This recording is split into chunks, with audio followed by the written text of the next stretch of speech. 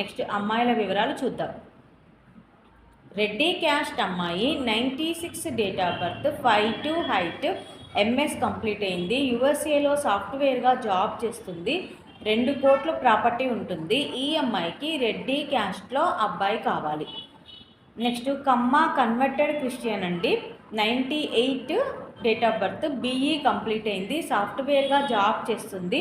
13 లక్షల ప్యాకేజ్లో ఉంది. ఈ అమ్మాయికి కమ్మ క్యాస్ట్లో కన్వర్టెడ్ క్రిస్టియన్ అబ్బాయి కావాలి.